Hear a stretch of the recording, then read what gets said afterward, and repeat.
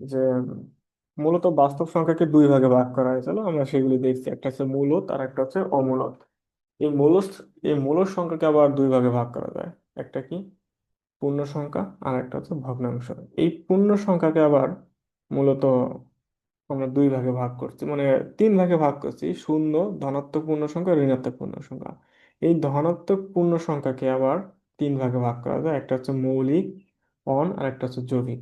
আসলে দেখো, আমরা যদি এই সংখ্যাগুলি যদি দেখি যে ধনাত্মক পূর্ণ সংখ্যা কোনগুলি, দেখো ধনাত্মক পূর্ণ সংখ্যা সাধারণত অন থেকে শুরু হয়ে এভাবে 1 2 3 4 5 6 7 এভাবে শুরু হয়ে ইনফিনিটি পর্যন্ত লেখা, মানে পজিটিভ ইনফিনিটি পর্যন্ত লেখা। এইগুলি হচ্ছে ধনাত্মক পূর্ণ সংখ্যা। এই ধনাত্মক পূর্ণ সংখ্যাকে আবার কয় ভাগে ভাগ করছি বলতো? তিন ভাগে ভাগ করছি: অন, মৌলিক এবং যৌগিক। এই অন মৌলিকও না, যৌগিকও না। এই যে অন যে সংখ্যাটা, এটা মৌলিকও না, যৌগিকও না। ঠিক আছে? তাহলে আমাদের মৌলিক এবং যৌগিক শুরু হবে কত? দুই থেকে। আমাদের মেন টার্গেট থাকবে যে কোনটা মৌলিক সংখ্যা। মানে মৌলিক সংখ্যাগুলোকে যদি আমরা বের করতে পারি, তাহলে যৌগিক সংখ্যা মানে আসলে এই সংখ্যাগুলি হয় যৌগিক হবে, নাহলে মৌলিক হবে। এই যে এখান থেকে শুরু করে হয় মৌলিক নাহলে যৌগিক। তাহলে আমরা যদি মৌলিক সংখ্যাগুলিকে বের করতে পারি, তাহলে বাদ বাকি যা থাকে সেগুলি হবে যৌগিক সংখ্যা। ঠিক আছে, আমরা একটু দেখি। এবং মৌলিক সংখ্যার একটা ডেফিনেশন ছিল যে যে সংখ্যাকে এক এবং ওই সংখ্যা ছাড়া অন্য কোনো সংখ্যা দ্বারা ভাগ করা যায় না। মানে ভাগ করলে কি হবে, তোমার ভাগফল ভগ্নাংশ চলে আসবে। তো সেইগুলিকে আসলে মৌলিক সংখ্যা বলে। আমরা দেখি তাহলে কোনগুলি মৌলিক সংখ্যা। তাহলে আমরা দুই থেকে শুরু করি, দেখো তো। এই টু, হুম, এই টুকে বলছিলাম অন। তা অন দ্বারা ভাগ করো তো কত আসে? টুই আসে। এই টুকে আবার টু দ্বারা ভাগ করো তো, মানে টু মানে অন দ্বারা ভাগ করছে এবং ওই সংখ্যা কত? টু। এটা ভাগ করার পর অন আছে।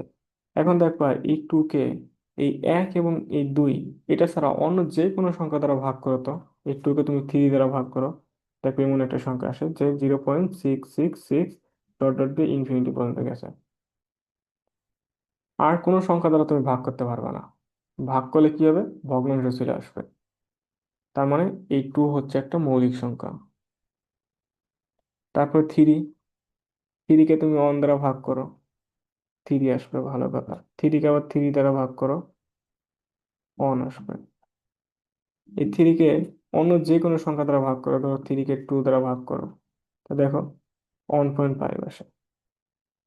ঠিক আছে, মানে আরেকটা সংখ্যা আমরা নেই এখান থেকে। মানে তার মানে কি, টু দ্বারা ভাগ করছে, অন্য যে কোনো সংখ্যা দ্বারা ভাগ করবে, দেখবে ভগ্নাংশ চলে আসবে। তার মানে এই থ্রি হচ্ছে আমাদের মৌলিক সংখ্যা। আচ্ছা, ঠিক আছে, দেখি ফোর। ফোর কি হয়? ফোর রে অন দ্বারা ভাগ করার পরে একটা পূর্ণ সংখ্যা ফোর আছে। ফোর রে আমরা ফোর দ্বারা ভাগ করার পর কত আসে? অন আছে। এই দুইটা ডেফিনেশন দেখো তো। এই যে দুইটা ডেফিনেশন, কোন সংখ্যাকে অন এবং ওই সংখ্যা দিয়ে ভাগ, মানে কোন সংখ্যাকে অন এবং ওই সংখ্যা ছাড়া অন্য যে কোনো সংখ্যা দ্বারা ভাগ করলে ভগ্নাংশ চলে আসে, তাই না? তার মানে এই অন এবং ফোর, মানে এই অন এবং ওই সংখ্যা, এই দেখো অন এবং ওই সংখ্যা মানে কিন্তু টু এখানে, আর এখানে অন এবং ওই সংখ্যা মানে ফোর। মানে এই ডেফিনেশনটা সকল মৌলিক এবং যৌগিক সব সংখ্যার ক্ষেত্রে খাটে। তবে খাটে না কোনটা? যৌগিক সংখ্যা মানে মৌলিক সংখ্যার ক্ষেত্রে। যে এই অন এবং মানে ওই সংখ্যা কত? ফোর।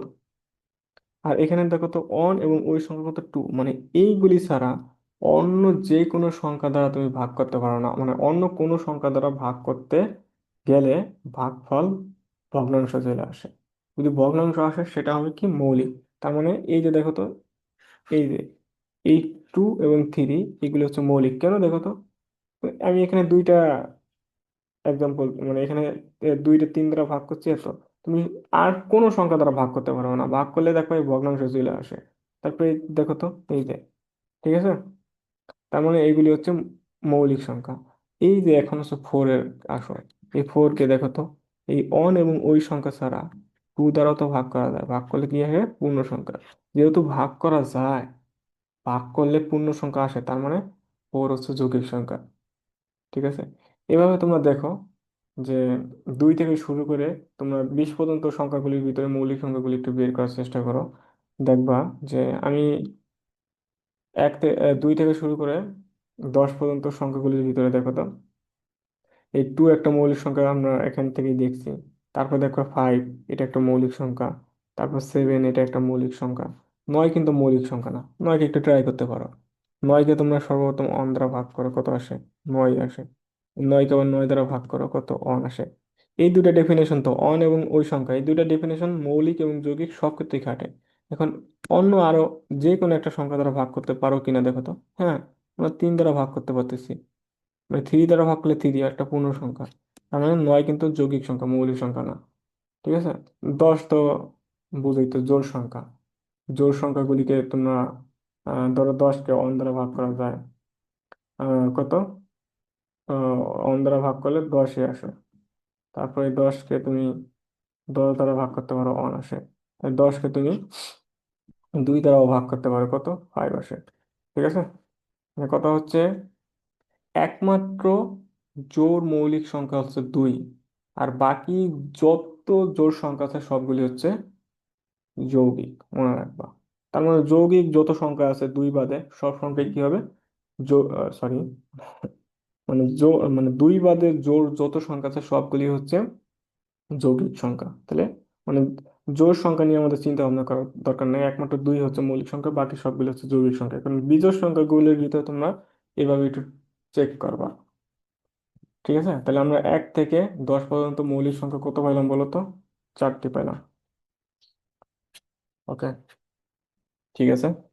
আর এই 2 নিয়ে কিছু কথা, কিছু প্রশ্ন হতে পারে। এই 2, এই 2 হলো একমাত্র একমাত্র